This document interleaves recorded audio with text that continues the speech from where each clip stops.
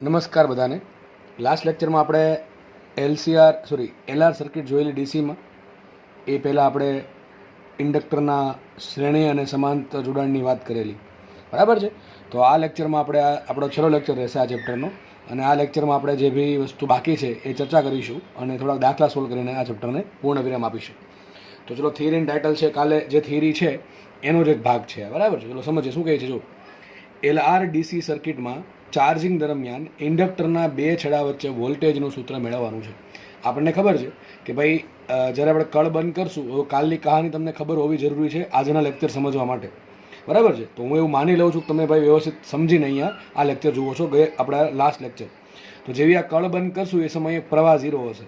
જેવી જેમ જેમ સમય જશે એમ પ્રવાહ ધીમે ધીમે સર્કિટમાં વધતો જશે, અને સર્કિટમાં પ્રવાહ વધવાના કારણે પ્રવાહ અચળ નથી, એટલે ઇન્ડક્ટરના બે છેડા વચ્ચે વોલ્ટેજ પણ શું ચેન્જ આવે આપણે જોવાનું છે, બરાબર. તો ચલો સ્ટાર્ટ કરીએ. તો કોઈ પણ સમયે પ્રવાહ આટલો છે, બરાબર છે. તો આ પ્રવાહમાંથી વિચારો એપ્સિલોન કઈ રીતે મળશે. તો સૂત્ર શું આવે એપ્સિલોન, યાદ કરો. એપ્સિલોન બરાબર શું હોય? ચલો માઇનસ આપણે ઘડી સાઈડમાં રાખીએ. સૂત્ર શું છે? L × di/dt. આપણને ખબર છે કે ભાઈ ઇન્ડક્ટરના બે છેડા વચ્ચે વોલ્ટેજ આટલું હોય. એપ્સિલોન L બરાબર કેટલું હોય? L × di/dt. મારી પાસે કરંટ છે, એ કરંટનું સમય સાપેક્ષે વિકલન કરું અને L વડે ગુણી નાખું તો મને વોલ્ટેજનું સૂત્ર મળી જશે. બહુ ઇઝી. ચલો ફટાફટ આપણે શોધી નાખીએ. પહેલાં શું કરશું આપણે? di/dt. એક કામ કરું, I0 ગુણી નાખો અંદર, તો આપણે થોડુંક ઇઝી રહેશે. શું આવશે અહીંયા? I બરાબર I0 - I0 e⁻t/τ. ટો અચળાંક છે. ટો શું છે? ટો છે આપણો L/R સમય કોન્સ્ટન્ટ, ટાઈમ કોન્સ્ટન્ટ, સમય અચળાંક. અને I0 પણ અચળ છે. શું છે એનું મૂલ્ય? ε/R. બરાબર, આટલું છે. આપણે આનું વિકલન કરે શું લખાશે માટે? di/dt ઇઝ ઇક્વલ ટુ, ચલો આનું વિકલન થશે 0, કારણ કે અચળ છે. માઇનસ રહેશે એમને, I0 રહેશે એમને, e⁻t/τ. તમને ખબર છે e⁻x નું વિકલન થાય e⁻x, તો અહીંયા આવશે e⁻t/τ, અને પછી e સિવાયનું પદ આવશે -t/τ. શું છે? -t/τ. એનું વિકલન કરવું પડે ટી સાપેક્ષ, શું થાય? -1/τ. આ મેથ્સ વાળાને ખબર પડી ગઈ છે, બરાબર છે.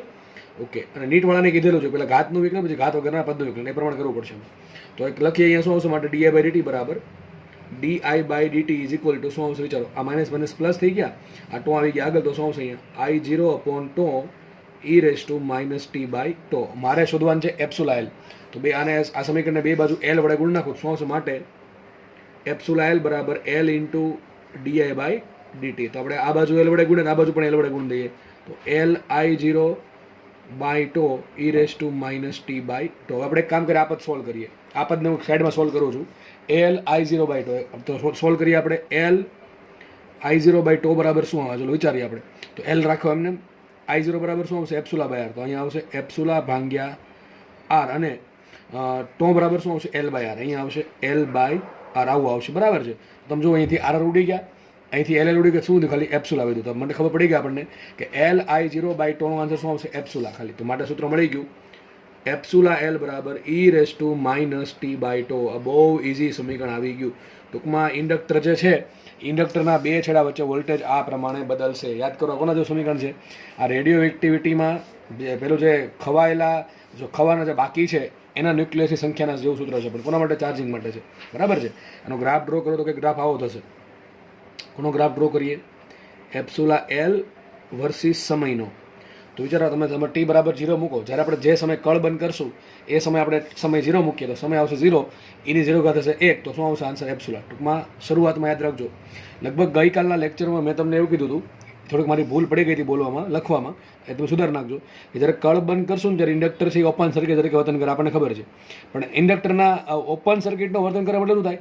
બેટરીનું બધું જ વોલ્ટેજ ઇન્ડક્ટર લઈ લેશે. તો મેં ત્યાં છે ને લખ્યું એવું છે, બરાબર. જો કે હું સુધારી દઈશ, જે PDF આપી છે એમાં એક સુધાર નાખવાનું છે તમારે ગઈકાલના લેક્ચરમાં, કે જ્યારે ઓપન સર્કિટ તરીકે જ્યારે વર્તે ને ત્યારે બધું વોલ્ટેજ કોણ લઈ લે? ઇન્ડક્ટર લઈ લે. કોણ લઈ લે? ઇન્ડક્ટર લઈ લે. મેં કાલે લખાયેલું છે એવું ભૂલથી કે ભાઈ શરૂઆતમાં એપ્સિલોન L બરાબર 0, એ ખોટી વાત છે. શરૂઆતમાં ઇન્ડક્ટર ઓપન સર્કિટનું જેમ વર્તન કરશે, ઓપન સર્કિટની જેમ વર્તન કરે છે, તેનો મતલબ એમ જ થાય કે જેટલું બેટરી જેટલું બી વોલ્ટેજ છે કોણ લઈ લે છે? પોતે એકલો લઈ લે છે, બરાબર છે. તો શરૂઆતમાં વોલ્ટેજ કેટલું હશે? બધું જ હશે. જેમ જેમ સમય જશે, આપણે ખબર છે, જેમ સર્કિટમાં પ્રવાહ વધતો સમય જશે એમ પ્રવાહ વધતો જશે. એક સમયે પ્રવાહ થઈ જશે I0, જેને કહેવાય મહત્તમ સ્થાયી પ્રવાહ. અને જ્યારે સર્કિટમાં મહત્તમ સ્થાયી પ્રવાહ થશે ત્યારે વિકલન થઈ જશે 0, તો વોલ્ટેજ થઈ જશે 0, બરાબર છે. ત્યારે ઇન્ડક્ટર કામ કરે શોર્ટ સર્કિટમાં. ઇન શોર્ટ, કોઈ વસ્તુ જ્યારે ઓપન સર્કિટનું કામ કરે ને ત્યારે બેટરીનું બધું જ વોલ્ટેજ પોતે લઈ લે છે, અને જ્યારે કોઈ વસ્તુ શોર્ટ સર્કિટનું કામ કરે ત્યારે એ સર્કિટમાંથી કોઈ પણ પ્રકારનું વોલ્ટેજ લેતી નથી, એને જ કહેવાય સિમ્પલ શોર્ટ સર્કિટ, બરાબર. તો અહીંયા ઇન્ડક્ટર શરૂઆતમાં ઓપન સર્કિટનું કામ કરશે, મતલબ કે સર્કિટનું બધું જ વોલ્ટેજ લઈ લેશે પોતે, બરાબર. ધીમે ધીમે જેમ સમય જશે એમ કરંટ વધશે એમ ડીએબિલિટીમાં ચેન્જીસ આવશે, અને એક સમય એવો આવશે કે કરંટ થઈ જશે અચળ, અને કરંટ જ્યારે અચળ થઈ જશે ત્યારે એનું વિકલન થાય 0, એટલે એપ્સિલોન L પણ 0 થશે. ટૂંકમાં એ શોર્ટ સર્કિટનું કામ કરશે. તો આલેખ કંઈક આવો આવશે, એક્સપોનેન્શિયલી આલેખ આવશે. અહીં લખી દઉં છું, એપ્સિલોન બરાબર કેટલું હશે, એપ્સિલોન બરાબર હશે કેટલું, બેટરી વોલ્ટેજ છે લખી દઉં, બેટરીનું વોલ્ટેજ, એપ્સિલોન બરાબર શું છે, બેટરીનું વોલ્ટેજ, અથવા આમ તમે કહી શકો એપ્સિલોન બરાબર I0 ઇન્ટુ R છે. શું છે, I0 ઇન્ટુ R. I0 શું છે, મહત્તમ સ્થાયી પ્રવાહ, જે કાલે ચર્ચા થઈ ગઈ છે. તો ઘણી વખત આવો સિમ્પલ ગ્રાફ પૂછાય છે, તમને સવાલ આવો પૂછે કે આકૃતિમાં દર્શાવ્યા મુજબ એક LR સર્કિટને DC વોલ્ટેજ એપ્સિલોન સાથે જોડેલા છે. જ્યારે કળ Kને બંધ કરવામાં આવે ત્યારબાદ અમુક સમય પછી સર્કિટમાં ઇન્ડક્ટર આ Lના બે છેડા વચ્ચે વોલ્ટેજ કઈ રીતે બદલતું છે. તો આવો કંઈક આલેખ આવશે, બરાબર છે. આ પ્રમાણે આલેખ આવશે, સીધી વાત છે, બરાબર કે નહીં. તો આપણે આગળ વધીએ, દાખલા ગણીએ આના, તો થોડો ઘણો વધારે આઈડિયા ક્લિયર થાય. તો દાખલો તમારી સ્ક્રીનની સામે છે, થોડુંક જાતે ટ્રાય કરો ને તો દાખલો આવડી જશે. જો કાલની થિયરી અને આજની થિયરી વ્યવસ્થિત તમે સમજ્યા હશો તો દાખલામાં થિયરીમાં કંઈ છે નહીં એવું ખાસ, બરાબર. સૂત્ર જ છે, મોસ્ટલી સૂત્ર સમજવાના છે. જો તમે વ્યવસ્થિત સમજ્યા હશો તો તમને દાખલો આરામથી આવડે. ચલો શું કહે છે જુઓ, 40 મિલી હેનરી ટૂંકમાં L આપ્યું છે, અને 2 ઓહ્મના અવરોધ ટૂંકમાં R આપ્યું, અને શ્રેણીમાં 20 વોલ્ટના DC સોર્સ હતો. આ બહુ શબ્દ જરૂર છે, DC. AC હોય તો ભાઈ તમને ખબર છે શું કરવું પડે, બરાબર. આપણે કાલે શીખેલા છીએ થોડુંક ઉપર છેલ્લું, અને આખું એક ચેપ્ટર તમને ભણાવેલ છે AC માટે. તો LR સર્કિટ માટે શું કરવું તમને બધી ખબર હોવી જોઈએ. ચલો, તો પહેલો ક્વેશ્ચન છે પરિપથનો સ્થાયી પ્રવાહ. એક કામ કરીએ, એક એક ક્વેશ્ચન સોલ્વ કરતા જઈએ અને લખતા જઈએ, બરાબર. તો પહેલાં આપણે શું આપ્યું, L આપ્યું, L બરાબર આપ્યું 40 મિલી હેનરી, 40 મિલી હેનરી. બીજું શું આપ્યું, R આપ્યું, અવરોધ R આપ્યો 2 ઓહ્મ. આગળ વાત કરીએ તો બેટરી આપી આપણને, એપ્સિલોન બરાબર 20 વોલ્ટની બેટરી આપેલી છે. તો પહેલો ક્વેશ્ચન છે સ્થાયી પ્રવાહ. ટૂંકમાં શું માંગ્યું મારા પાસે, સ્થાયી પ્રવાહ. સ્થાયી પ્રવાહ કોને બધાને ખબર જ છે, સ્થાયી પ્રવાહ એટલે થઈ ગયું I0. સૂત્ર શું આવે I0 નું, બેટરી ભાગ્યા વોલ્ટેજ, વોલ્ટેજ ભાગ્યા અવરોધ. તો શું આવશે અહીંયા, 20 વોલ્ટના છેદમાં 2 ઓહ્મ, તો શું આવશે 10 એમ્પિયર. ટૂંકમાં સર્કિટમાં અમુક સમય બાદ કળ બંધ કરશો એ સમય બાદ સર્કિટમાં બહુ લાંબા સમય પછી અમુક સમય બાદ 10 એમ્પિયરનો મહત્તમ કરંટ વહેશે, જે સ્થાયી હશે. પછી આ કરંટ વહ્યા પછી કરંટ વધશે ને એને ઘટશે નહીં, બરાબર, એવું થશે. આગળ વાત કરીએ, બીજો ક્વેશ્ચન સોલ્વ કરીએ.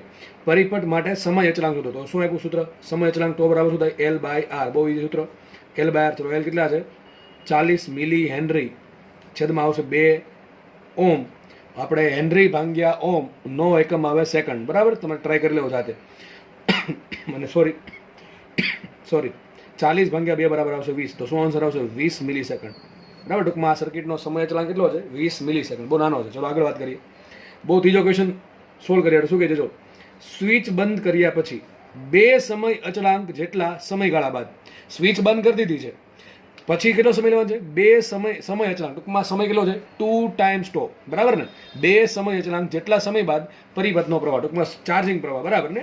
કોણ સૂત્ર આવશે અહીંયા, ચાર્જિંગ પ્રવાહ. બેટરી જોડેલી છે અને કાંઈ ચોખ્ખો નથી પડે તો આપણે ધારી લેવાનું કે ભાઈ શરૂઆતમાં ઇન્ડક્ટર પાસે કોઈ ઉર્જા છે નહીં. ટૂંકમાં શું થશે, આમાં ઇન્ડક્ટરનું ચાર્જિંગ થશે. બેટરી જોડે એટલે ઇન્ડક્ટરની ઉર્જા ઘટશે, બરાબર, ઉર્જા વધશે.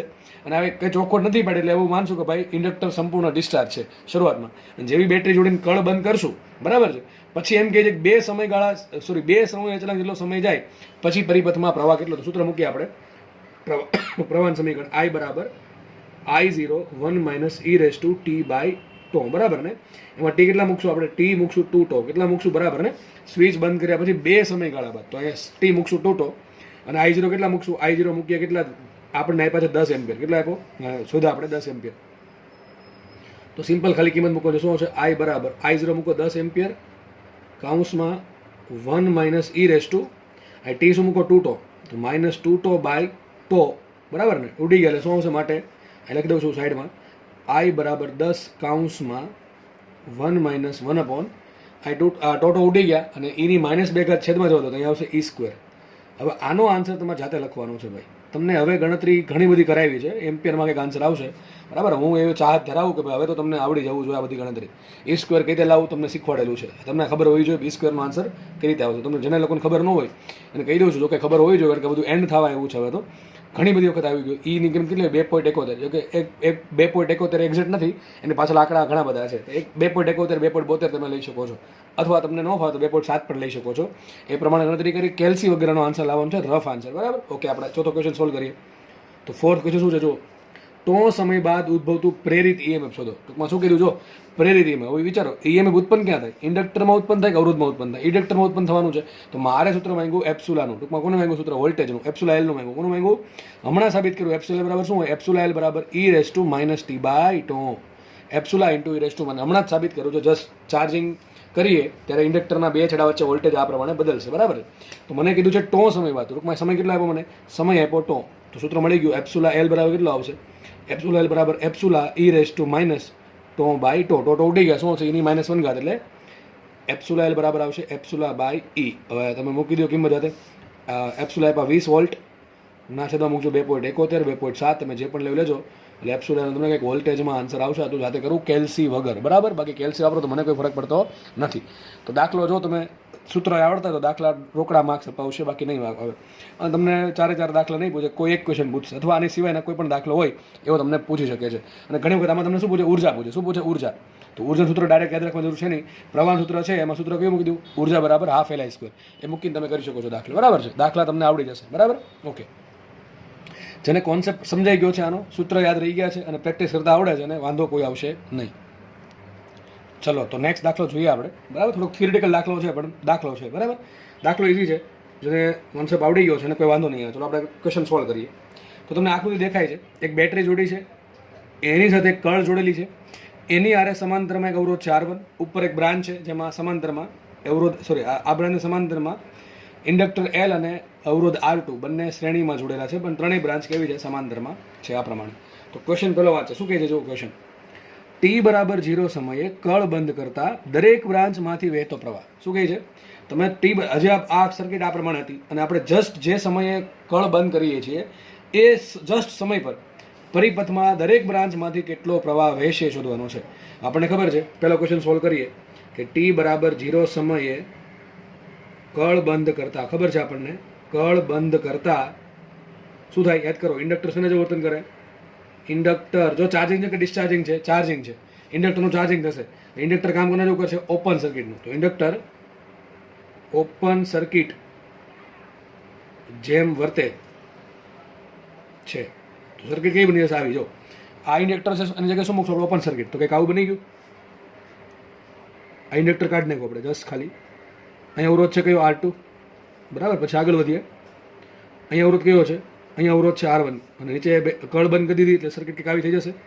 આગળ વધીએ તો બેટરી આ પ્રમાણે આવી ગઈ. આ પ્રમાણે બેટરી, સોરી. ઓકે, ચલો. તો આપણી થઈ ગઈ સર્કિટ. આ થઈ ગઈ આપણી સર્કિટ. બરાબર. અહીંયા શું છે? એપ્સુલા. અહીંયા છે R1, ઉપરની બ્રાન્ચ ખુલ્લી છે. વિચારો, આવું આ પ્રમાણે સર્કિટ છે. તો આમાંથી કેટલો પ્રવાહ જો? 0 એમ્પિયર. કેટલો પ્રવાહ જશે? 0 એમ્પિયર. કારણ શું? અરે આ સર્કિટ ઓપન થઈ ગઈ. જો ક્યારે? જસ્ટ આપણે જે સમયે કળ બંધ કરીએ એ સમયની વાત છે. તો ત્યારે કળ બંધ છે, સોરી. એટલે ઇન્ડક્ટર કામ કરે ઓપન સર્કિટનું. તેની જગ્યાએ ઓપન, ટૂંકમાં કાંઈ છે નહીં. ઇન શોર્ટ એવું માની લ્યો, અહીં કાંઈ છે નહીં એમ. ટૂંકમાં આ બ્રાન્ચ છે એ ખુલ્લી છે, એટલે એમાં કરંટ જશે નહીં. તો આ બ્રાન્ચમાંથી કરંટ છે 0. તો વિચારો ને, સર્કિટ થઈ જશે ભાઈ આ પ્રમાણે. દોરવી ને તો આમ દોરાય છે. આમ દોરી દઉં છું સાઈડમાં. સર્કિટ થઈ જશે ખાલી સિમ્પલ આવી. એક અવરોધ છે R1, નીચે એક બેટરી, બસ. બીજું કંઈ આમાં છે નહીં. બસ આવી તમારી સર્કિટ થઈ જશે.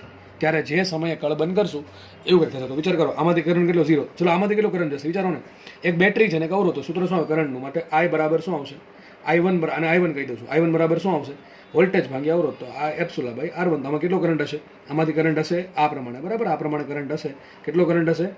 એપ્સુલા/R1. તો આમાં શું આન્સર આવશે? જે સમય જો તમને 4 પ્રશ્નો મેં પૂછ્યા છે, એ 4માં તમને કોઈ એક પ્રશ્ન પૂછશે. બરાબર. બધા નહીં પૂછવાના. તો 4માંથી કોઈ પણ એક પ્રશ્ન પૂછશે. સ્ટેટમેન્ટ તરીકે પૂછી શકે અને આ પ્રમાણે દાખલા તરીકે પણ પૂછી શકે. ઓપ્શન બનાવવા પર ડિપેન્ડ કરે.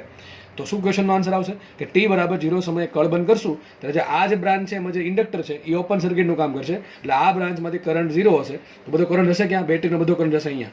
બરાબર. બધો કરંટ અહીંયા જશે. ઓકે. તો કરંટ બધો ગયો અહીંયા. તો અહીં કરંટ કેટલો આવશે? એપ્સુલા છે મારું. ક્યારની વાત છે? જ્યારે આપણે કળ જસ્ટ બંધ કરશું ત્યારે. ચલો બીજો ક્વેશ્ચન સોલ્વ કરીએ. ક્વેશ્ચન અહીંયા રહેવા દઉં છું, અલગ પેજમાં ગણતરી કરું છું. બરાબર.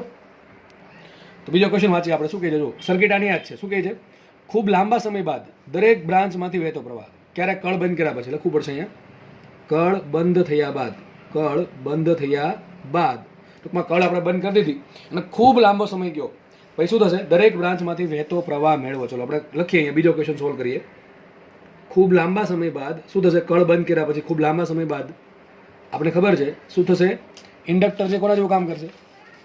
ઇન્ડક્ટર છે, ઇન્ડક્ટર શોર્ટ સર્કિટ તરીકે વર્તન કરે. શોર્ટ સર્કિટ ની જેમ વર્તન કરશે. બરાબર છે? ઇન્ડક્ટર કોના જેવું કામ કરશે? શોર્ટ સર્કિટ જેવું વર્તન કરશે. તો આપણે એક કામ કરીએ, ડાયાગ્રામ દોરીએ. અહીંયા નીચે દોરું છું. ચલો, તો ઇન્ડક્ટર છે ને શોર્ટ સર્કિટનું કામ કરશે. સર્કિટ થઈ જશે આવી. બરાબર? ઇન્ડક્ટરની જગ્યાએ શું આવશે? હું સિમ્પલ શોર્ટ સર્કિટ દોરનો ટૂંકમાં સીધી લીટી. બરાબર? તો સર્કિટ આપણે આવી થઈ જશે. એ દોરું છું. તો ઉપર વધે શું? એક ખાલી અવરોધ R2 વધશે. એક અવરોધ R2 વધ્યો. નીચે શું છે? આ તો એમને મને જવાનો છે અવરોધ R1. અને નીચે શું છે? કળ તો બંધ છે ને બેટરી છે. ટૂંકમાં આ પ્રમાણે સર્કિટ થઈ ગઈ. દાખલો થઈ ગયો ચેપ્ટર નંબર 3 નો. તમને આવડવું જોઈએ આમ તો. એપ્સુલા, અહીંયા અવરોધ R1, અહીંયા અવરોધ R2. બસ આ જ સૂત્ર છે. બરાબર ને? ધારો કે અહીંથી કરંટ વહે છે હવે I1, અહીંયા કરંટ વહે છે I2. બરાબર છે? તો આપણે ક્વેશ્ચન એમ છે, ખૂબ લાંબા સમય બાદ, ખૂબ લાંબા સમય બાદ આવું થશે એટલે એનો આપણે નિચોડ લાવીએ તો વિચારો, પ્રવાહ તો બહુ આરામથી મળી જાય. સૂત્ર કેવું આવશે? જો અહીંયા ત્રણેય બ્રાન્ચ એમાં છે, ત્રણેય બ્રાન્ચ સમાંતરમાં છે. ટૂંકમાં અહીંયા વોલ્ટેજ કેટલો આવશે? એપ્સુલા. અહીંયા કેટલું વોલ્ટેજ આવશે? એપ્સુલા. તો મારી પાસે અહીંયા અવરોધ વોલ્ટેજ છે, મારી પાસે અવરોધ છે, તો પ્રવાહ મળે કે ન મળે? સૂત્ર શું આવશે? પ્રવાહ બરાબર વોલ્ટેજ ભાગ્યા અવરોધ. વોલ્ટેજ કેટલું? એપ્સુલાના છેદમાં અવરોધ R2. અહીંયા કરંટ કેટલો હશે? I1 બરાબર શું હશે? એપ્સુલાના છેદમાં R1. અને કુલ પ્રવાહ કેટલો હશે? કુલ પ્રવાહ લખી દઉં છું અહીંયા. કુલ પ્રવાહ I બરાબર શું આવશે? અહીંયા I1 પ્લસ I2 એટલે કેટલો આવશે? અહીંયા એપ્સુલા બાય R2 અને કાઉન્સમાં લખી નાખું એપ્સુલાના છેદમાં 1/R1 પ્લસ 1/R2. આ થઈ ગયો તમારો જવાબ. આવડે કે ન આવડે? પણ ક્યારેકની કન્ડિશન છે, આ કન્ડિશન છે કળ બંધ કર્યા પછી ખૂબ લાંબો સમય જાય પછી આવું થશે. બરાબર છે? સમજ પડવી જોઈએ બધાને. કળ બંધ કરશું, લાંબો સમય જશે અને ઇન્ડક્ટરનું ચાર્જિંગ થાય છે એટલા માટે ઇન્ડક્ટર લાંબા સમય બાદ શોર્ટ સર્કિટનું કામ કરે. ટૂંકમાં ઇન્ડક્ટર કાઢીને આપણે સિમ્પલ લાઈન જોડી દીધી. તો એક અવરોધ ઉપર R2 છે, નીચે એક R1 છે અને નીચે એક બેટરી છે. આ ત્રણેય વસ્તુ સમાંતરમાં છે. તો દરેક બ્રાન્ચમાં વોલ્ટેજ સરખું હોય. તો અહીંયા વોલ્ટેજ એપ્સુલા, અવરોધ R1, તો પ્રવાહ આવશે વોલ્ટેજ ભાગ્યા અવરોધ. અહીંયા અવરોધ R2, વોલ્ટેજ એપ્સુલા, તો કરંટ આવશે વોલ્ટેજના છેદમાં અવરોધ, તો એપ્સુલાના છેદમાં R2. તો આ પ્રમાણે દાખલો સોલ્વ થશે. ચલો ત્રીજો ક્વેશ્ચન સોલ્વ કરીએ. હવે ત્રીજા ક્વેશ્ચનમાં બે અલગ અલગ ક્વેશ્ચન છે. જુઓ શું કહે છે ત્રીજો ક્વેશ્ચન. જુઓ ત્રીજા ક્વેશ્ચનમાં બે અલગ અલગ ક્વેશ્ચન છે. તો ત્રીજો ક્વેશ્ચન સોલ્વ કરીએ. ત્રીજો ક્વેશ્ચન શું કહે છે? સ્વિચને અચાનક ખોલવામાં આવે. હજો આપણે પહેલાં 1 બાય 1 સોલ્વ કરીએ. તો પહેલાં શું હતું?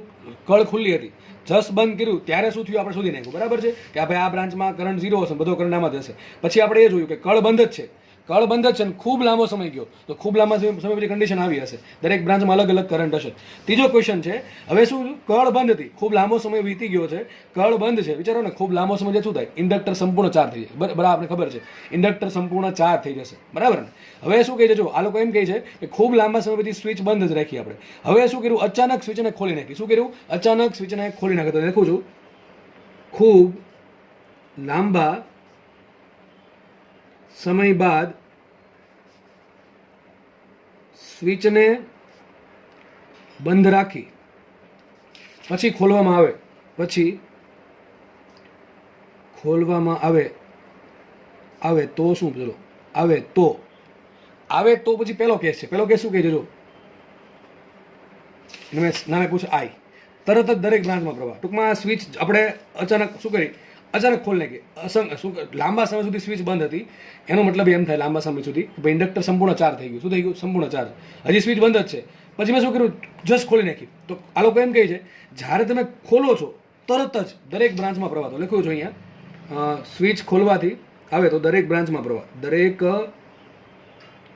બ્રાન્ચમાં પ્રવાહ. પણ ક્યારે? તરત જ. ટૂંકમાં સ્વિચ ખોલી અને તરત જ ઇમિડિયેટલી જ્યારે સ્વિચ ખોલીએ છીએ ત્યારે કેટલો પ્રવાહ છે વિચારો. તમે જેવી આ સ્વિચ ખોલી નાખશો, સ્વિચ ખોલનાર શું થશે? બેટરી ઉડી ગઈ. ભાઈ બેટરી તો છે જ નહીં હવે. બરાબર છે? જેવી આપણે સ્વિચ ખોલશું એટલે બેટરી છે એ સર્કિટ સાથે કનેક્ટેડ નથી, તો સર્કિટ કંઈક બની જશે આવી. ઇન્ડક્ટર છે, બરાબર છે, એક અવરોધ છે R2, ઉપર અવરોધ છે R1. વિચારો, હજી સ્વિચ બંધ હતી. પહેલા શું હતું? સ્વિચ બંધ હતી. બહુ મસ્ત કેસ છે, ધ્યાનથી સમજો. સ્વિચ બંધ હતી અને અચાનક સ્વિચ ખોલીએ છીએ. અચાનક સ્વિચ ખોલીને તરત જ વિચારો ને, સ્વિચ બંધ છે, ખૂબ લાંબા સમય સુધી સ્વિચ બંધ છે, તો ઇન્ડક્ટર કેવું હશે? ઇન્ડક્ટર છે સંપૂર્ણ ચાર્જ. હવે તો અચાનક સ્વિચ ખોલી નાખી અને આપણને ખબર છે સ્વિચ ખોલશું જેમ જેમ જેમ સમય જશે એમ ઇન્ડક્ટર છે એ ડિસ્ચાર્જ થતું જશે, એની ઉર્જા ઘટતી જશે, પરિપથનો પ્રવાહ ઘટતો જશે બે આખી બ્રાન્ચમાં, બરાબર. પણ અહીંયા તો એમ કીધું છે કે તમારે સ્વિચને અચાનક ખોલી નાખવાની છે. અચાનક ખોલીને તરત જ ટૂંકમાં માનો કે તમે અત્યારે ખોલી એના જસ્ટ થોડાક સમય પછી બહુ સૂક્ષ્મ સમય પછી કેસ શું હશે? તો ભાઈ સીધી વાત છે કે આપણે ઇન્ડક્ટર સંપૂર્ણ ચાર્જ હતું, બરાબર. સ્વિચ બંધ રહીને ઇન્ડક્ટર સંપૂર્ણ ચાર્જ છે. જેવી સ્વિચ ખોલીશ અને ખૂબ સૂક્ષ્મ સમય પછી ઇન્ડક્ટર ઘડીકમાં ડિસ્ચાર્જ થશે નહીં, તો હજી સર્કિટમાં કરંટ હશે. તો લખું છું અહીંયા, સ્વિચને અચાનક ખોલતા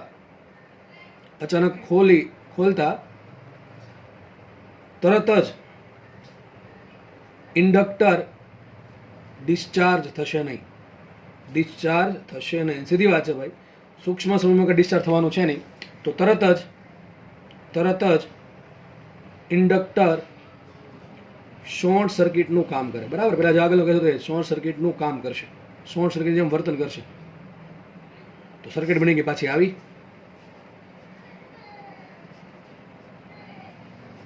બરાબર. અહીંયા છે R2, અહીંયા છે R1. ના ક્યારનો કેસ છે આ? કેસ છે તમે સ્વિચ ખોલી નાખી એનો ખૂબ જ સૂક્ષ્મ સમય હોય તો, બરાબર ને, તો જ આવું થશે, બાકી રહેશે નહીં. કારણ કે ખૂબ જ સૂક્ષ્મ સમય છે તો જ ઇન્ડક્ટર શોર્ટ સર્કિટનું કામ કરે. કારણ કે પહેલાં કેવું હતું, શોર્ટ સર્કિટની જેમ જ કામ કરતું હતું, કારણ કે સ્વિચ બધી બંધ, બરાબર. ઇન્ડક્ટરમાં ખૂબ લાંબા સમય સુધી ઉર્જા જશે એટલે થઈ ગયો સંપૂર્ણ ચાર્જ થયું એટલે મતલબ કે કોના જેવું કામ કરશે? શોર્ટ સર્કિટનું. જેવી તમે સ્વિચ ખોલો અને થોડોક સમય ગયો, બહુ સૂક્ષ્મ સમય ગયો તો કે ઇન્ડક્ટર બધું ડિસ્ચાર્જ થાય નહીં, લગભગ કોના જેવું કામ કરશે? લગભગ કામ કરશે શોર્ટ સર્કિટ જેવું. તો કંઈક સર્કિટ બની ગઈ આવી. આમાં આપણને ખબર છે પ્રવાહ કઈ રીતે? તો પ્રવાહ તો આ રીતે, અહીંયા કરંટ જતો હતો I1, અહીંયા કરંટ હતો તો I2. વિચારો અહીંયા આ કેસ જુઓ, બરાબર છે. સ્વિચ બંધ હતી એટલે આવો કેસ હતો, બરાબર ને. સ્વિચ બંધ હતી એટલે આવો કે કેસ હતો, બરાબર ને. જેવી આપણે સ્વિચ ખોલશું અને સૂક્ષ્મ સમય પછી કે કરંટમાં ઘટાડો થશે નહીં. હવે વિચારમાં કયો કરંટ ચાલશે? I1 ચાલશે, કારણ કે I1 કોઈ પર ડિપેન્ડ કરતો નથી, બરાબર. તો આ કેસમાં થશે એવું કે દરેક બ્રાન્ચમાં કરંટ શું રહેશે? એનો જ રહેશે. તો લખવું તો આમ લખાય. વિચાર તમે કિર્ચોફનો નિયમ વાપરશો, સાબિત આવું થશે, I2 બરાબર -I1. શું સાબિત થશે? I2 બરાબર -I1. પણ આ ક્યારનો કેસ છે? આ કેસ છે જ્યારે સ્વિચ ખોલીને તરત જ પછીનો સૂક્ષ્મ સમય છે, એ કેસમાં આવો કન્ડિશન હશે. ચલો ત્રીજા ક્વેશ્ચનમાં બીજો ક્વેશ્ચન છે, ખૂબ લાંબા સમય બાદ દરેક બ્રાન્ચમાં કેટલો પ્રવાહ છે? વિચારો તમે પહેલાં સ્વિચ આ પ્રમાણે ખુલ્લી છે, પછી બંધ કરી, ખૂબ લાંબો સમય સુધી બંધ રહેવા દીધી, ઇન્ડક્ટર થઈ ગયો સંપૂર્ણ ચાર્જ, શોર્ટ સર્કિટની જેમ કામ કરશે.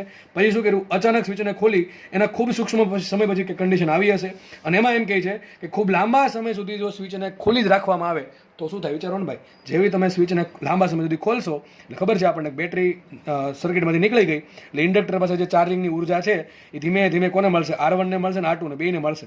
અને આ બંનેમાં શું થાય? બંનેમાં ઉર્જા વ્યય પામે છે. કયા સ્વરૂપે પામે? ઉષ્મા ઉર્જા સ્વરૂપે વ્યય પામશે. એટલે થોડાક સમય પછી, આમ તો લાંબા સમય પછી ઇન્ડક્ટરમાં એટલે કે પરિપથનો જે ઇન્ડક્ટરની ઉર્જા છે એ બધી જ ઉર્જા અવરોધોમાં ઉષ્મા ઉર્જા સ્વરૂપે વ્યય પામશે. એટલે છેલ્લે થશે એવું કે ઇન્ડક્ટર પાસે કોઈ ઉર્જા નથી અવરોધ પાસે, નથી R1 પાસે, નથી R2 પાસે. તો છેલ્લા કેસમાં શું હશે? સર્કિટનો કરંટ 0 હશે. આપણને ખબર છે ડિસ્ચાર્જિંગ થશે ટૂંકમાં.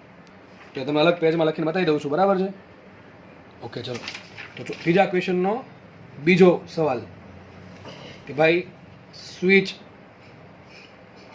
ખોલીને લાંબા સમય બાદ શું થશે? વિચારો. સ્વિચ ખોલના એટલે બેટરી તો છે નહીં, લાંબા સમય બાદ લખું છું અહીંયા, ઇન્ડક્ટરનું ડિસ્ચાર્જિંગ સંપૂર્ણ ડિસ્ચાર્જિંગ થઈ ગયો છે. ડિસ્ચાર્જિંગ થઈ જવાથી પરિપથમાં કોઈ પણ પ્રવાહનું વહન થશે નહીં. વાત થઈ ગઈ પૂરી. શું આવશે અહીંયા? I1 બરાબર I2 બરાબર 0. ટૂંકમાં સર્કિટમાં પ્રવાહ જ નહીં હોય ખૂબ લાંબા સમય પછી. મેં તમને 4 કેસ સમજાવ્યા. આમાં બધું આવી ગયું, બધું જ આમાં આવી ગયું કે પહેલાં ભાઈ સ્વિચ ખુલ્લી હતી ત્યારે કન્ડિશન શું છે? સ્વિચ ખુલ્લી છે, જસ્ટ બંધ કરીએ અને જસ્ટ થોડાક સમય પછી કન્ડિશન શું છે? પહેલો કેસ લાંબા સમય સુધી બંધ રહેવા દે તો શું કે હાલત થાય? એ બીજો કેસ. ત્રીજો કેસ શું છે કે લાંબા સમય સુધી બંધ રહેવા દેવાની છે, પછી અચાનક ખોલી નાખવાની છે. ખોલો ને એના સૂક્ષ્મ સમય પછી હાલત શું છે? એ ત્રીજો કેસનો પહેલો કેસ. અને ચોથો કેસ ત્રીજા કેસમાં બીજો એવો છે કે ભાઈ ખૂબ લાંબા સમય સુધી જો ખોલી રાખવામાં શું થાય? કન્ટિન્યુઅસલી ડિસ્ચાર્જિંગ થશે અને અવરોધોમાં ઉષ્મા ઉર્જા સ્વરૂપે વ્યય પામશે. ધીમે ધીમે પરિપથનો પ્રવાહ ઘટશે અને છેલ્લે થઈ જશે ખૂબ લાંબા સમય પછી 0. તો દાખલો અહીંયા સોલ્વ થાય છે. દાખલો ઇઝી છે, કાલની થિયરી પર બેઝ દાખલો છે. આખો દાખલો કાલની થિયરી બેઝ છે, બરાબર. તો દાખલા તમને આવા વળવા જોઈશે, બરાબર. ઓકે, ચલો આપણે આગળ વધીએ. નેક્સ્ટ ક્વેશ્ચન સોલ્વ કરીએ. જોવામાં કદાચ અઘરો લાગે પણ સૌથી ઇઝી દાખલો છે, બરાબર. આપણે ધીમે ધીમે સમજશું એટલે બધી તમને આઈડિયો આવી જાય. ચલો શું કહે છે જુઓ. આકૃતિમાં દર્શાવ્યા મુજબ એક ત્રિકોણાકાર ગૂંચળું v જેટલા વેગથી નિશ્ચિત વિસ્તારમાં રહેલા ચુંબકીય ક્ષેત્ર બીમાં દાખલ થાય છે. તો ગૂંચળા માટે આપણે ચુંબકીય ફ્લક્સ વિરુદ્ધ સમયનો અને પ્રેરિત EMF વિરુદ્ધ સમયનો આલેખ દોરવાનો છે. ટૂંકમાં જસ્ટ ખાલી આપણે 4 ઓપ્શનમાંથી સાચા આલેખ કયા છે એ સમજવાના છે. આપણી પાસે અત્યારે ઓપ્શન નથી, આપણે જસ્ટ દોરશું આલેખ અને આપણે ઓપ્શન બનાવશું. ચલો, એટલે કે સાચો આન્સર શોધીશું. ચલો શું કહે છે જો. તમને દેખાય છે એક વિસ્તાર છે, L નંબરનો વિસ્તાર છે. આ વિસ્તારમાં આ પ્રમાણે બી નિયમિત રીતે પથરાયેલું છે, બરાબર. અંદર તરફ જાય છે, દરેક જગ્યાએ બીનું મૂલ્ય કેટલું છે? બી છે. એક ગૂંચળું છે, ત્રિકોણાકાર ગૂંચળું, ધીમે ધીમે આ વિસ્તારમાં દાખલ થાય છે, બરાબર છે. લખું છું અહીંયા, ગૂંચળું અંદર દાખલ થઈને બહાર નીકળે ત્યાં સુધી નીકળે તે માટેનો આલેખ દોરવો. તે માટેનો આલેખ. ટૂંકમાં ગૂંચળું છે આખું અંદર પ્રવેશી ગયું આ બીની અંદર, ધીમે ધીમે પાછું બહાર નીકળે. ચલો વિચારીએ આપણે. બહુ ઇઝી દાખલો છે. આપણે એક કામ કરશું, અલગ પેજમાં ગણો તમને, એટલે તમને વધારે આઈડિયા આવે. સમજાવું છું, બરાબર. આ પેજમાં ચલો તો શું થશે? શું વિચારો કે અત્યારે વિચારો ગૂંચળું ક્યાં છે? બહાર જ છે. હવે ફ્લક્સ કોને કહેવાય? લખો. પહેલાં ફ્લક્સ માટે પહેલાં તમને સમજૂતી આપી દઉં. અહીંયા આપણે તમને સમજૂતી આપીશ અને પછી આપણે શું કરશું? એનું આલેખ ડ્રો કરશું. તો સૂત્ર શું યાદ કરો ફ્લક્સનું? ભૂલી ગયા છો કદાચ તમે. NBA cos θ. શું હતું? NBA cos θ. સીધી વાત છે, NBA cos θ. ચલો આમાં n કેટલા છે? આટા મને એક દેખાય છે, બરાબર. એક જ આટો દેખાય છે. ઓકે, આગળ વાત કરીએ. એરિયા તો પેલો એરિયા અચળ એક બદલાય, એ એરિયા પણ અચળ. તો લખું છું અહીંયા. આમ ટૂંકમાં અત્યારે એરિયા આમ દેખાય છે અચળ આપણને, પછી ધીમે ધીમે વાત કરું છું એની. વાત બી કેવું? બી તો અચળ છે, બી અચળ છે. What is θ?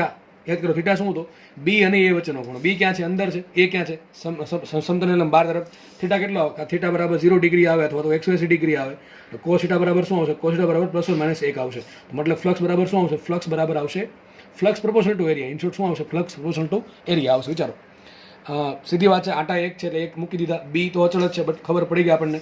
એરિયા વધઘટ થશે. કેમ વધઘટ? હું તમને સમજાવું છું. અને થીટા શું આવશે? થીટા ઓલવેઝ આવશે 0 ડિગ્રી અથવા 180 ડિગ્રી, એટલે કોસ થીટા બરાબર ±1 આવે. આપણે લઈએ +1, તો સાબિત શું થયું?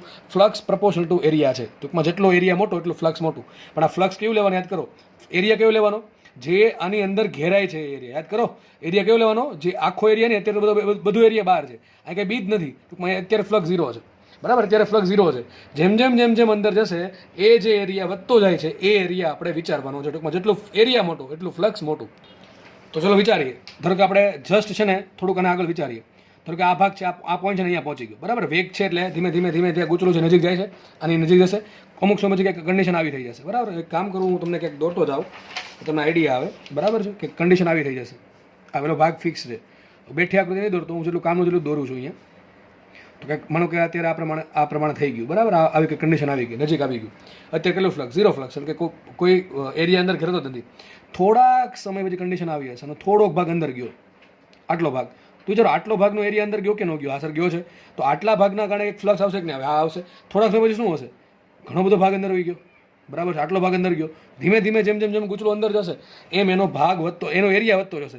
અમુક સમય પછી ધારો કે ગૂંચળું અહીંયા પહોંચી ગયું, વિચારો. તો આનો બધો ભાગ અંદર છે, તો મતલબ ફ્લક્સ કેટલું થઈ ગયું? મહત્તમ થઈ ગયું. પણ જ્યાં સુધી માનો કે ગૂંચળું અહીંયાથી અહીંયા આખું પ્રવેશી ગયું અને છેક અહીંયા સુધી પહોંચશે, અહીંયા સુધી, ત્યાં સુધી ફ્લક્સ કેવું? અચળ જ રહે, બરાબર. કેટલું રહેશે? ફ્લક્સ અચળ રહેશે, બરાબર. યાદ ફરીથી બોલું છું. જ્યારે ગૂંચળું અંદર ધીમે વિચાર કરો દાખલ થશે, એમાં વિચારો કે જે આગળનો અણીવાળો ભાગ છે ને, આગળનો અણીવાળો ભાગ એ ધીમે અંદર જાય છે. જેમ અંદર છે એરિયા ધીમે વધતો ગયો. અંદરનો એરિયા આ પ્રમાણે વધતો જશે. એક સમય એવો આવશે કે ગૂંચળું આખું અંદર પહોંચી ગયું, અંદર પહોંચી ગયું, ત્યારે ફ્લક્સ થઈ ગયું મહત્તમ. માનો કે ગૂંચળું છે નાનું છે, દોર્યું છે જો ને, એલ મોટું છે ને ગૂંચળું નાનું દેખાય છે, બરાબર. જોવામાં આપણે દેખાય છે આકૃતિ પરથી. હવે જ્યાં સુધી ગૂંચળું આખું અંદર છે ત્યાં સુધી ફ્લક્સ કેવું થઈ ગયું? અચળ થઈ ગયું. ક્યાં સુધી? અહીંયા સુધી. અહીંયા પહોંચી ગયું ગૂંચળું, બરાબર. હવે કન્ડિશન કેવી આવશે? ધીમે ગૂંચળું બહાર નીકળતો. ધારો કે ગૂંચળું આ પ્રમાણે બહાર નીકળે છે અહીંયા, તો આટલો ભાગ બહાર આવી ગયો, તો અંદર આટલો જ એરિયા ઘેરાય છે, બરાબર છે. હજી કંઈક બહાર નીકળે તો કંઈક આટલો એરિયા ઘેરાશે ખાલી. તો ટૂંકમાં હવે ફ્લક્સ ઘટતું જશે. ઘટશે કે ઘટશે? તો ફ્લક્સનો આલેખ કેવો આવશે? ચલો દોરીએ આપણે. તો એ દોરીએ છીએ આપણે ફ્લક્સ વિરુદ્ધ સમયનો આલેખ.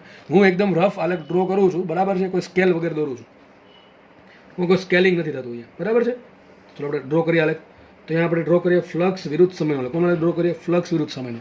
તો વિચારો પહેલાં ફ્લક્સ એટલું ભાઈ 0, જ્યાં સુધી ગૂંચળું છે બહાર છે ત્યાંથી ફ્લક્સ 0. તો આલેખ ટૂંકમાં આપણો અહીંથી સ્ટાર્ટ થશે, બરાબર છે. માનો કે અણી છે જશે અહીં અડે છે ત્યારને આપણે આલેખ સ્ટાર્ટ કરીએ છીએ. જેવી આ અણી છે અંદર જશે ટૂંકમાં થોડોક એરિયા વેગના કારણે અંદર વધતો જશે. જેમ એરિયા વધશે એમ ફ્લક્સ વધશે, અને ફ્લક્સ વધશે ધીમે ધીમે. અને કેવો વધશે? વેગ અચળ છે, ગૂંચલાનો વેગ અચળ છે એટલે એકદમ નિયમિત રીતે એરિયા વધશે. નિયમિત રીતે એરિયા વધે તો નિયમિત રીતે ફ્લક્સ વધે. તો આ પ્રમાણે સ્ટ્રેટ લાઈન આલેખ આવશે, આ પ્રમાણે આલેખ એક આલેખ આવશે, બરાબર છે. એક સમયે મેક્સિમમ ફ્લક્સ આવશે. ક્યારે મેક્સિમમ ફ્લક્સ આવશે? વિચારો, આખું ગૂંચળું, માનો કે આખું ગૂંચળું આખું અહીંયા આવી ગયું, તો આ સમયે મહત્તમ એરિયા અંદર છે એ શું કહેવાય અંદર ટૂંકમાં પેનિટ્રેટ થયો, બરાબર, અંદર આપણે ગયો છે એટલે એના કારણે મેક્સિમમ એરિયા ઘેરાશે, અને મેક્સિમમ એરિયા ઘેરાના કારણે મહત્તમ ફ્લક્સ ઘેરાશે, બરાબર છે. હમણાં કંઈ ગૂંચળું આખું આમ જ ગતિ કરે છે તો વિચારો એરિયા બદલતો નથી, કોઈ વસ્તુ બદલતી નથી, ટૂંકમાં એરિયા એમને રહે છે, ફ્લક્સ એમને રહે છે, બરાબર. માનો કે ગૂંચળું અહીંયા આવી ગયું, તો હવે ક્યાં સુધી? ધારો કે ગૂંચળું છે જ્યાં સુધી આ જે સમય છે એ આટલા ભાગમાં ગતિ કરે ત્યાં સુધી ફ્લક્સ કેવું રહેશે? અચળ રહેશે. કેવું રહેશે? ફ્લક્સ અચળ રહેશે. કામ કરતો મોટો ડ્રો કરવું પડશે, ઓકે. અને હવે શું થશે? ધીમે ધીમે આજે અણીવાળો ભાગ છે બહાર નીકળતો છે, ટૂંકમાં એરિયા એકદમ સમાન રીતે ઘટતો, નિયમિત રીતે ઘટતો જશે. તો આલેખ એક આવો બનશે. ટૂંકમાં આનો ઢાળ કેવો હશે? સરખો. ઢાળ કેમ સરખો રહ્યો? વેગ અચળ છે એટલે. તો કંઈક આવો આલેખ બનશે, બરાબર. તો આ થઈ ગયો ફ્લક્સનો આલેખ. જે ઓપ્શનમાં તમને આવું દોર્યું હોય એ તમારે લખવું પડે. લખું છું ફ્લક્સ પ્રપોર્શનલ ટુ એરિયા. અહીં એ અચળ તો ફ્લક્સ અચળ,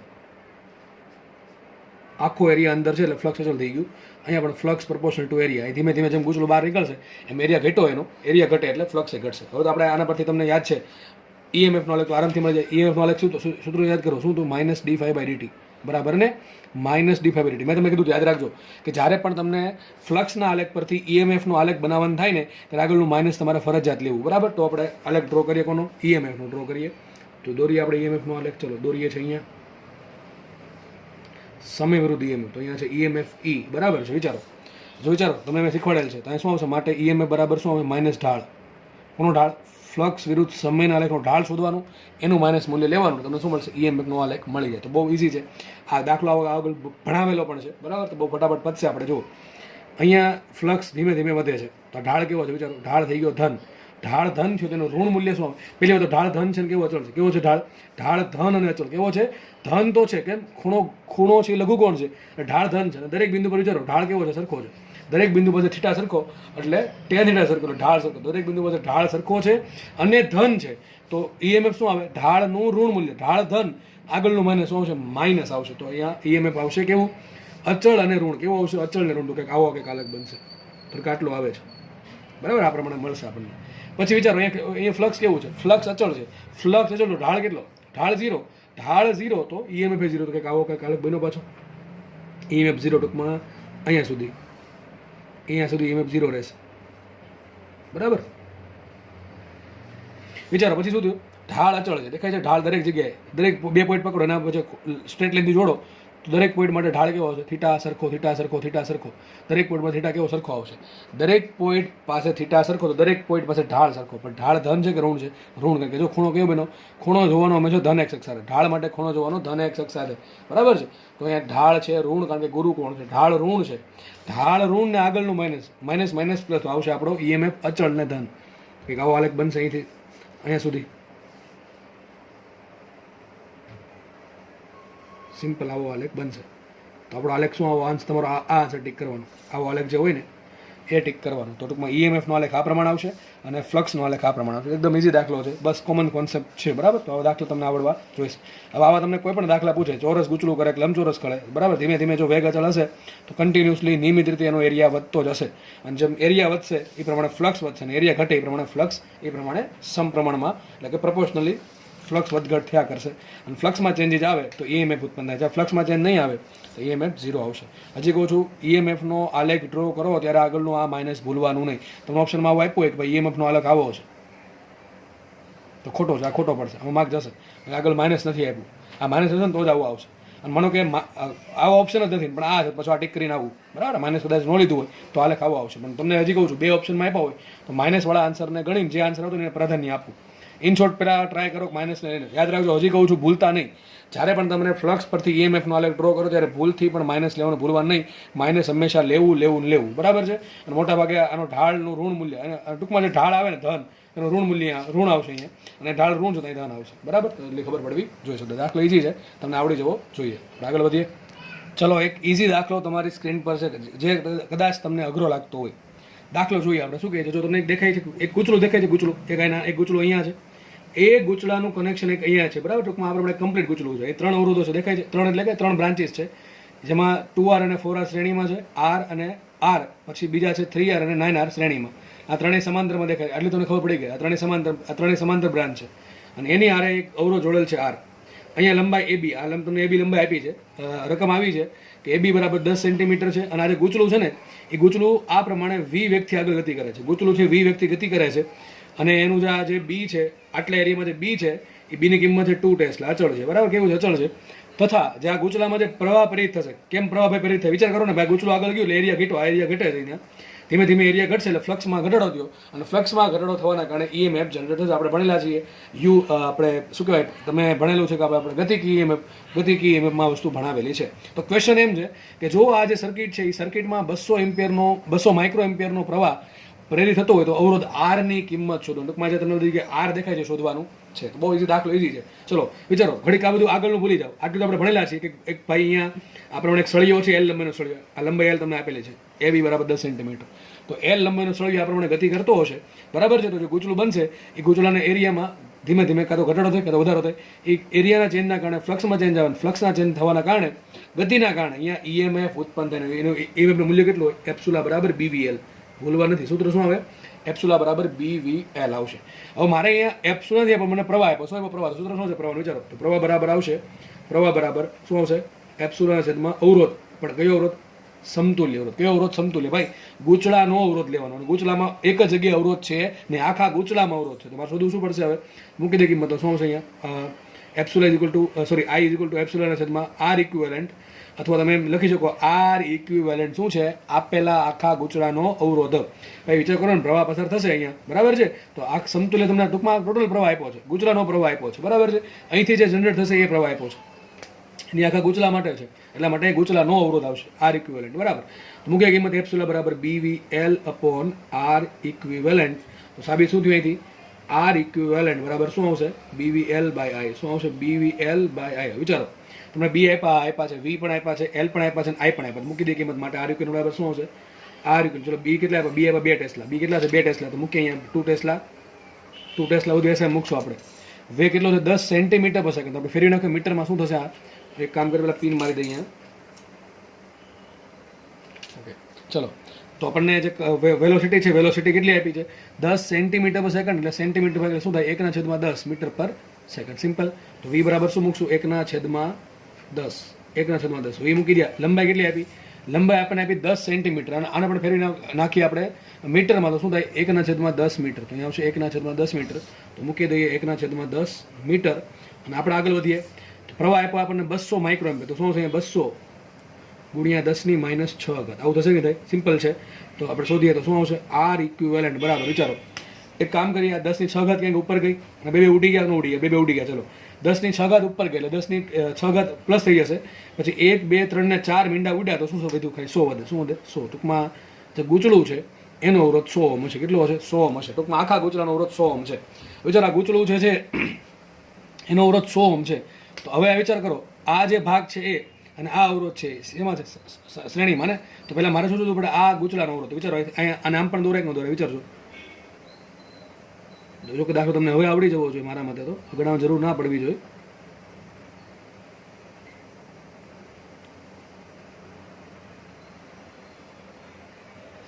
અહીંયા છે 2R, અહીંયા 4R, અહીંયા R, અહીંયા 3R ને અહીંયા 9R. પહેલાં એક કામ કરીએ, આનો સમતુલ્ય શું આવશે? તો વિચારો, ત્રણેય બ્રાન્ચ શેમાં છે? સમાંતરમાં છે ને. હું અલગ પેજમાં ગણવું પડશે મારે આ વસ્તુ. તો ત્રણેય બ્રાન્ચ શેમાં? સમાંતરમાં છે. સૂત્ર શું આવશે એનું? આ જો 2R અને 4R શેમાં છે? 2R અને 4R છે શ્રેણીમાં, એટલે એનું સમતુલ્ય શું થાય? 6R. તો આ અહીંયા દોરી શકું? અહીંયા 6R છે. ઓકે, ચલો આગળ વધીએ. અહીંયા R, આની R સમાંતરમાં છે, દોરી નાખ્યો એમને. આ 3R અને 9R એ શેમાં છે? શ્રેણીમાં. થઈ શકે કેટલું? 12R. પણ આ ત્રણેય બ્રાન્ચ છે શેમાં છે? સમાંતરમાં છે. તો થઈ જશે આનું. એક કામ કરીએ, આપણે આ ત્રણેયને શોધી નાખીએ તો શું આવશે સૂત્ર? તો કે 1/R' કહું છું. 1/R' બરાબર શું આવશે? 1/6R plus 1/R plus 1/12R. આવું થશે કે થાય? સિમ્પલ વસ્તુ છે, આવું થશે, બરાબર. આપણે આગળ વધીએ. તો જો અહીંયા આપણે લસા લેશું તો શું આવશે? માટે આર ડેશ બરાબર આવશે 1/r બરાબર શું આવશે? 1/r બરાબર 6. એક કામ કરીને 2 વડે ગુણું 2 વડે ભાગું છું, અહીંયા 12 વડે ગુણું 12 વડે ભાગું, અને 1 વડે ગુણું 1 વડે ભાગું. ટૂંકમાં અહીંયા 2 આવશે, ઉપર અહીંયા આવશે 12 ને 2 14 ને 1 15. ફરીથી બોલું છું, અહીં 2 વડે ગુણો 2 વડે ભાગો, છેદમાં 12 આવી ગયો. અહીંયા 12 વડે ગુણો 12 વડે ભાગો, છેદમાં 12 આવી ગયું. અહીં તો 12 છેદમાં 12 આવી ગયું. ઉપર અહીં શું આવશે? 2 આવશે. અહીંયા શું આવશે? 12. 12 ને 2 14 ને 1 15. તો શું આવશે અહીંયા? 15 ના છેદમાં અહીંયા 12. તો આ આપણને મળી ગયું આર ડેશ. ટૂંકમાં આટલા ભાગનો અવરોધ કેટલો થઈ ગયો? માટે આર ડેશ બરાબર શું મળશે? માટે આર ડેશ બરાબર મળશે આપણને 12r/15. શું મળશે આપણને? 12r/15. હજી આપણો જવાબ આવ્યો નથી, કારણ કે આપણે હજી આ અવરોધ કનેક્ટ કરવાનો બાકી છે. તો દાખલો આપણો કંઈક થઈ ગયો આવો કે ગોચડો અહીંયા આ પ્રમાણે છે, બરાબર છે. અહીંયા અવરોધ આર છે, અને અહીંયા કંઈક અવરોધ છે બીજો કયો? આ 12r. આખું ભાગ કાઢી નાખી, આ 12r/15 છે, અને કંઈક પ્લસ માઇનસ બેટરી બની હશે, બરાબર છે. સીધી વાત છે કે ભાઈ બે વસ્તુ શેમાં છે? શ્રેણીમાં. કારણ કે એથી જે કરંટ ઉત્પન્ન થશે એથી પાછું અહીંયા આવવાનું છે, એટલે શ્રેણીમાં થયું. સૂત્ર શું છે? આર ઇક્વિવેલન્ટ બરાબર આ બેન સરવાળો આર પ્લસ 12r/15, 15 ને 12 27 આરના છેદમાં 15. તો આપણો જવાબ આવી ગયો. અને આર ઇક્વિવેલન્ટ હોવા કેટલો જોઈએ? 100. તો મૂકીએ કિંમત. માટે આર ઇક્વિવેલન્ટ બરાબર 100 લેતા 100 બરાબર શું આવશે? 27 આરના છેદમાં 15. અહીં કંઈ છેડું 9 તરી 27 ને 3 પંચા 15, બરાબર. અથવા તો આમ સીધું લખી નાખો આમ તો 9r/5, બરાબર ને. 9 તરી 27 ને 3 પંચા 15, 3 ઉડી ગયા. તો આવું કંઈક વધશે. ગુણો અહીંયા તો શું આવશે? માટે આર બરાબર આવશે 500 છેદમાં 9, બરાબર ને. 5 ગુણ્યા 100 500 છેદમાં 9 ઓમ આવું હશે, બરાબર. તો જવાબ આવી ગયો. ટૂંકમાં આવા સિમ્પલ ગોચલા બનાવીને તમને અવરોધના એક તો આમાં જો ચેપ્ટર નંબર 6 આવી ગયું અને ચેપ્ટર નંબર 3 પણ આવી ગયું, બે ભેગું થઈ ગયું છે, બરાબર. એટલે દાખલો કદાચ એ પ્રમાણે તમને વિચારવો પડે. નેક્સ્ટ ક્વેશ્ચન અને લાસ્ટ ક્વેશ્ચન, બરાબર. આ ચેપ્ટરનો ચલો દાખલો ગણી લઈએ. ઘણો દાખલો સારો છે. એ દાખલામાં તમને ઘણું બધું શીખવા મળી શકશે. ચલો શું કહે છે? જો એક તમને સર્કિટ આપેલી છે, એ સર્કિટનું જોડાણ કંઈક આ પ્રમાણે છે. અહીંયા અવરોધ આર છે, એની આરે કનેક્ટ કરેલ છે કળ, એની આરે અવરોધ આર કનેક્ટ કર્યો, અને એને સમાંતરમાં એક અવરોધ આર ને ઇન્ડક્ટર આ બે શ્રેણીમાં અને આરે સમાંતરમાં જોડેલા છે, અને આ પ્રમાણે સર્કિટ બનાવેલી છે. ક્વેશ્ચન એમ કહે છે કે શરૂઆતમાં ઇન્ડક્ટર સંપૂર્ણ ડિસ્ચાર્જ છે. ટૂંકમાં ઇન્ડક્ટર પાસે કોઈ પણ પ્રકારનો પ્રવાહ નથી, કોઈ પણ પ્રકારની ઉર્જા સંગ્રહ પામેલી નથી. ટૂંકમાં આપણે શું કરશું? ઇન્ડક્ટરનું ચાર્જિંગ જેવું કરશું. તો ક્વેશ્ચન એમ છે, ટી બરાબર 0 સમયે કળ બંધ કરતા અમુક સમય બાદ આપણે શું કર્યું? ટી બરાબર 0 સમયે કળ બંધ કરી દીધી. એના અમુક સમય બાદ પરિપથમાં વહેતા પ્રવાહ સમીકરણ મેળવો. ટૂંકમાં આપણે જે પ્રવાહ સમીકરણ છે ને ભાઈ, એ મેળવવાનું છે. તો આપણે ખબર છે પ્રવાહ સમીકરણ શું આવે? તો આપણે કોઈ પણ પ્રકારની એલઆર સર્કિટ હોય, યાદ રાખજો, કોઈ પણ પ્રકારની, પછી એમાં ભલે એક અવરોધ હોય, 2 હોય, 5 હોય, 10 હોય, 15 હોય, કોઈ પણ પ્રકારની એલઆર સર્કિટમાં ચાર્જિંગ પ્રવાહ, વિચાર કરો, ચાર્જિંગ થાય ડિસ્ચાર્જિંગ થાય, સીધી વાત છે. ઇન્ડક્ટર ભાઈ સંપૂર્ણ 0 ઉર્જા હતી, ટૂંકમાં કોઈ ઉર્જા છે જ નહીં. તો અહીંયા ઇન્ડક્ટરનું થશે ચાર્જિંગ. યાદ કરો, ચાર્જિંગનું સૂત્ર શું આવશે? તો ચાર્જિંગ પ્રવાહ સૂત્ર શું આવશે? યાદ કરો, I બરાબર I0 કૌંસમાં 1 - e⁻t/τ. તો આ જવાબ આવી ગયો ના? આમ તો જવાબ જ કહેવાય, પણ નથી આવ્યો નથી. કારણ શું? હજી આપણે આમાં બે વસ્તુ શોધવાની. એક તો મારે I0 શોધવા પડે અને એક મારે ટો શોધવા પડે. ઘણા કહે સર ટો બરાબર તો L/R ના હોય, પણ સાહેબ એ તમને કીધું હતું ટો બરાબર L/R, પણ ક્યારે એક જ અવરોધ હોય તો, એક જ અવરોધ જોડેલો હોય તો. આ સર્કિટમાં ઘણા બધા અવરોધ છે, દાખલો કેમ ગણવાનો પાછો? બરાબર કે નહીં? દાખલો આના માટે ગણશું કેમ? ચલો એ વિચારીએ હવે. તો ટો ઇઝ ઇક્વલ ટુ શું આવશે? Sorry, I is equal to આવશે I0 કૌંસમાં 1 - e⁻t/τ. તો આપણે વિચારો I0 કઈ રીતે મળે? વિચારો I0 ક્યારે મળે? I0 શું છે? લખો, I0 છે મહત્તમ સ્થાયી પ્રવાહ. અને આપણને એ પણ ખબર છે I0 મળે ક્યારે? જે ખૂબ લાંબા સમય બાદ મળશે, અને ત્યારે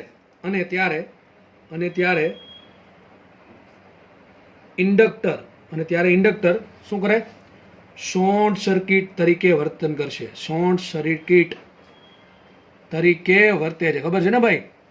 ચાર્જિંગ થાય ત્યારે આપણને ખબર છે કે ભાઈ I0 જેટલો કરંટ ક્યારે મળે? ખૂબ લાંબા સમય બાદ મળે. અને I કેવો હોય? અચળ હોય ને સ્થાયી હોય. સ્થાયી મતલબ કે સમય હારે અચળ છે, અને વિકલન શું થાય? 0. એનું વિકલન 0 થાય તો ઇન્ડક્ટરના બે છેડા વચ્ચે વોલ્ટેજ આવશે 0. ટૂંકમાં ઇન્ડક્ટર કોઈ વોલ્ટેજ લેતું નથી, તો એને કહેવાય શોર્ટ સર્કિટ. આગળ ભણાવેલી છે. તો આપણે I0 કઈ રીતે મળશે? તો એક કામ કરીએ, ઇન્ડક્ટરને શું કરી નાખે? Short circuit. યાદ રાખો, જ્યારે પણ તમારા સર્કિટમાં I0 શોધવાનું થાય તો શું કરવાનું? ઇન્ડક્ટરને શોર્ટ સર્કિટ કરી દેવાનો ચાર્જિંગ વખતે. આપણે કામ કરીએ, આમાં શોર્ટ કરી દઈએ. તો લખીએ અહીંયા સર્કિટમાં ઇન્ડક્ટરને શોર્ટ શોર્ટ સર્કિટ કરતાં શું થશે, સર્કિટ બની ગઈ આવી સર્કિટ જો આવી બની જશે. એક અવરોધ અહીંયા છે આર, ઓકે, પછી કણ તો બંધ કરી દીધી છે આપણે, ઓકે. અહીંયા અવરોધ આર છે, ઓકે, અહીંયા અવરોધ આર છે. પછી વિચારો આ અવરોધ બિચારો અવરોધ આર છે તો ખરો, પણ એની હારે જે ઇન્ડક્ટર છે એણે એનો સાથ છોડી દીધો. સોરી, સાથ ક્યાં છોડશે, મહત્તમ કરંટ આવશે નહીં, શોર્ટ સર્કિટ છે, ઓકે ઓકે ઓકે ઓકે. તો કંઈક અહીંયા બેટરી છે પાછી, તો આ પ્રમાણે કંઈક સર્કિટ બની. વિચારો બની ગઈ કે સર્કિટ આ. તો વિચારો આ સર્કિટનો કરંટ શું હશે, આ સર્કિટનો જે પ્રવાહ હોય એને કહેવાય I0. તો તમને I0 શોધતા આવડે કે ન આવડે, સર આરામથી આવડે. વિચારો આમાં પ્રવાહ શોધવા છે, સૂત્ર શું આવશે, પ્રવાહ બરાબર શું આવશે, એપ્સિલોન બરાબર શું આવે, અથવા પ્રવાહ બરાબર શું, સીધું મૂકી દો, પ્રવાહ બરાબર શું આવે, લાગુ પડેલ વોલ્ટેજ છે એમાં સમતુલ્ય પ્રવાહ. આવું તમને ચેપ્ટર 3 માં શીખવાડેલ છે. તો ફટાફટ એટલા માટે જાઉં છું કે આવું ભાઈ આગળ તમને આવી ગયું છે, તમે આવું તો આવડવું જોઈએ કે સર્કિટનો પ્રવાહ કેતે મળે. આ બે અવરોધ શેમાં છે, આ બે અવરોધ સમાંતરમાં છે, તો સમતુલ્ય કેટલો આવશે, R/2. R/2 ની હારે R શ્રેણીમાં, તો શું આવશે, R/2 પ્લસ R. શું આવશે, R/2 પ્લસ કેટલો આવશે, 3R/2. કેટલો આવશે, 3R/2. માટે મળી ગયો મને I0 બરાબર શું આવશે, I0 બરાબર એપ્સિલોન છેદમાં 3R/2. તો શું આવશે, ટ્વાઇસ E/3R. આ મને મળી ગયો જવાબ. અહીંયા આપને સર્કિટનો પ્રવાહ મળી ગયો I0 કેટલો આવ્યો, 2E/3R. પણ યાદ કરો આ સમીકરણ લાગુ કોને પડે, આ લાગુ પડે ઇન્ડક્ટરમાંથી કેટલો પ્રવાહ જાય છે, આ કોને લાગુ પડે, ઇન્ડક્ટરનો પ્રવાહ. પણ આ પ્રવાહ તો બેટરીમાંથી ઉત્પન્ન થયો છે. વિચારો આ પ્રવાહ ક્યાંથી ઉત્પન્ન થયો છે, બેટરીમાંથી ઉત્પન્ન થયો છે. અને આ સૂત્ર લાગુ પડે કોને, આ સૂત્ર લાગુ પડશે જે ઇન્ડક્ટરમાંથી પ્રવાહ પસાર થાય છે એમને. હું તમને એમ કહેવા એમ માંગુ છું કે બેટરીમાંથી કુલ આટલો પ્રવાહ ઉત્પન્ન થશે, કેટલો, 2E/3R. વિચારો ધીમે ધીમે પ્રવાહ કેટલો આગળ, અહીં કેટલો પ્રવાહ છે, 2E/3R. કેટલો છે, 2E/3R. વિચારો ઇન્ડક્ટર તો શોર્ટ સર્કિટ છે, ઇન્ડક્ટર અહીંયા છે, કેવું શોર્ટ સર્કિટ છે, બરાબર છે.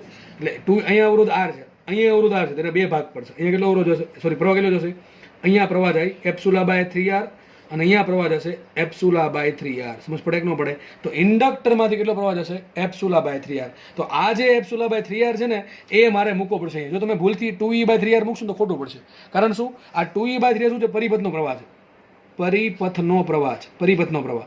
એટલે મારે એનું કોઈ કામ નથી. મારે કામ કોનું છે, જે ઇન્ડક્ટરમાંથી પસાર થાય એનું કામ. તમે પેલી સર્કિટ યાદ કરો, જૂની સર્કિટ, બરાબર છે, જેમાં વસ્તુ આવશે. તો અહીં લખી નાખું છું, અહીં પરિપથનો સ્થાયી પ્રવાહ કેટલો, પરિપથનો સ્થાયી પ્રવાહ છે કેટલો, 2E/3R.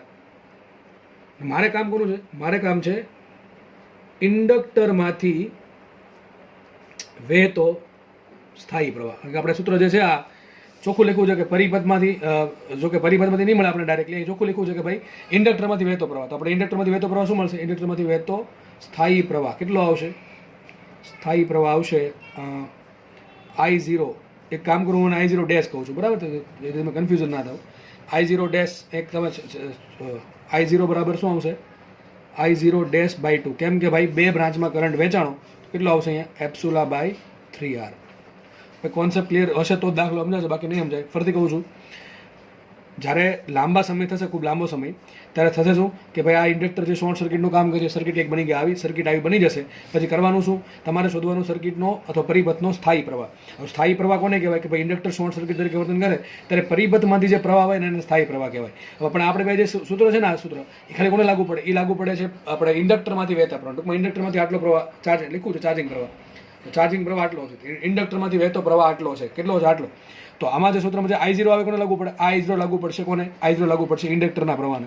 અહીંથી જે કુલ કરંટ ઉત્પન્ન થયો 2E/3R એ આગળ વધશે અને બે બ્રાન્ચમાં ભાગ પડે, થોડોક અહીંયા જાય ને થોડોક અહીંયા જાય. અહીંયા ઇન્ડક્ટર છે, તો આપણે ઇન્ડક્ટરમાંથી કેટલો હોય એ મારા કામનો I0. તો સૂત્ર શું આવી ગયું, સૂત્ર આપણે આવી ગયું, એટલું મળી ગયું આપણને એક ભાગ, કે માટે I બરાબર શું આવશે, I બરાબર ઇન્ડક્ટરમાંથી વહેતો પ્રવાહ I બરાબર I0 કૌંસમાં, અરે પાછું લખી નાખું, 1 - e⁻t/τ. આપણે I0 શોધી નાખ્યું, માટે શું આવશે અહીંયા, I બરાબર આવશે ε/3R કૌંસમાં 1 - e⁻t/τ. આટલું આવ્યું. તો આપણે એક ભાગ સોલ્વ કર્યો, આપણે ટો શોધવાનું બાકી છે. ટો કઈ રીતે શોધવું એના માટે અલગ જ રીત સમજાવું છું. ટો શોધવા માટે શું કરવાનું, જો બહુ ઇઝી છે. ટો શોધવા માટે શું કરવાનું, ટો શોધવા માટે હવે તમને આમાં ક્વેશ્ચન થાય ટો બરાબર સીધું મૂકી દેતું ચાલે, ટો બરાબર L/R, પણ ના ચાલે. કારણ શું છે ભાઈ, અહીંયા એક જ અવરોધ નથી, ઘણા બધા અવરોધ છે. એટલા માટે અહીંયા તમે ડાયરેક્ટલી ટો બરાબર L/R ના મૂકવાનું. તો કરવાનું શું, ટો શોધવા માટે લખું છું અહીંયા, સર્કિટમાં એક કરતાં વધારે અવરોધો આપેલા હોય ત્યારે, અવરોધો આપેલા હોય ત્યારે ટોના સૂત્રમાં આવતો R શોધવા માટે શું કરવાનું, ઇન્ડક્ટરના ને ખુલ્લો કરી તેના બે છેડા વચ્ચેનો સમતુલ્ય અવરોધ શોધવો. આવું કરવાનું. જો કે આટનો દાખલા મોસ્ટલી જીમાં પૂછાશે, બરાબર છે. નીટમાં કોઈ ચાન્સ નથી દાખલા આવા પૂછવાનું, બરાબર. સિમ્પલ નીટમાં તો આગળ દાખલા ઘણા એવા પૂછાશે. ભાઈ સર્કિટનો સમતુલ્ય અવરોધ કેટલો હોય, જ્યારે કળ બંધ કરો ત્યારે, કળ લાંબા સમય સુધી બંધ રાખો ત્યારે શું હશે. ટૂંકમાં આગળ કેસ કરે એવો દાખલા વધારે નીટમાં પૂછાશે. તો આપણે આ દાખલો જોઈએ. ચલો, તો હવે શું કરવાનું છે, મારે ટો શોધવાનું છે. તો હું શું કરીશ, શું લખવું છે કે આ શોધવા માટે શું કરવાનું, ઇન્ડક્ટરને ખુલ્લો કરી દે. ટૂંકમાં જે સર્કિટ આપી એમાંથી ઇન્ડક્ટરને શું કરી નાખીએ, ઓપન કરી નાખીએ. તો એક સર્કિટ બની જશે આવી. ઇન્ડક્ટરને ખુલ્લો કરી દેવાનો અને તેના શું કરવાનું, તેના બે છેડા હોય. ટૂંકમાં ઇન્ડક્ટર ખુલ્લો કરીને એક છેડો અહીંયા મળે, એક છેડો અહીંયા મળે. આ બે પોઈન્ટ વચ્ચે કેટલો અવરોધ થાય શોધવાનું. આવું એક સર્કિટ બની જશે આપણી.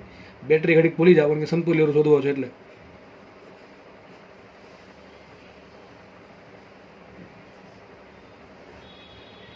બીજો આવી એક સર્કિટ બની ગઈ. આ ઇન્ડક્ટર ખુલ્લો કરી નાખો.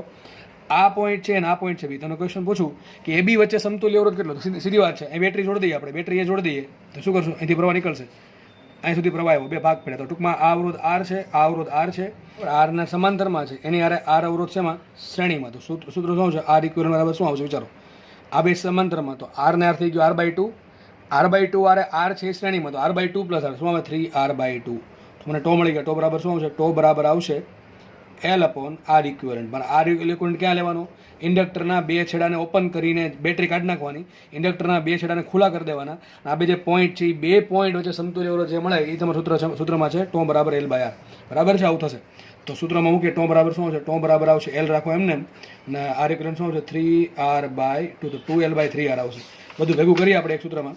તો સૂત્ર કયું હતું આપણું, અહીંયા કંઈક હતું, હા અહીંયા છે, બરાબર છે. અલગ પેજમાં લખી નાખો છો અહીંયા. સૂત્ર આપણી પાસે હતું I બરાબર ε/3r કૌંસમાં 1 - e⁻t/τ. બરાબર. તો મુખ્ય કિંમત માટે I બરાબર એપ્સુલા રાખો એમને, 3r રાખો એમને, શું આવશે 1 - t રાખો એમને, અને ટો બરાબર શું છે, ટો બરાબર આપણે શોધું, ટો લખી દઉં છું. ટો બરાબર શું હતું, 2L/3r. 2L/3r. તો અહીંયા આવશે 2L/3r. તો હજી વ્યવસ્થિત કરતા છેલ્લે આપણને સમીકરણ મળશે. માટે પ્રવાહ I બરાબર આવશે ε/3r કૌંસમાં 1 - e⁻ શું આવશે 3RT/2L. અને આ પ્રવાહ કોનો આવશે, ઇન્ડક્ટરનો. ઇન્ડક્ટરમાંથી વહેતો પ્રવાહ, બરાબર છે. કોનામાંથી પ્રવાહ આવે છે, ઇન્ડક્ટરમાંથી, બરાબર છે. દાખલો થાય છે અહીંયા પૂરો, અને જોડે જોડે ચેપ્ટર પણ અહીંયા પૂરું થાય છે. તો કે આવું બધું તો જીમાં ક્યારેક ક્યારેક પૂછે છે. બાકી જે આગળ દાખલા કરાવ્યા છે એમાંથી વધારે પૂછવાના ચાન્સીસ છે.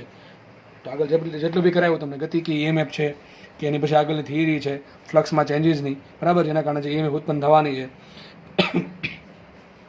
પછી જે પણ થિયરી આવી, બરાબર છે, આત્મપ્રયત્વની, અન્યોન્ય પ્રયત્વની, બરાબર, એ વસ્તુ બધી IMP છે.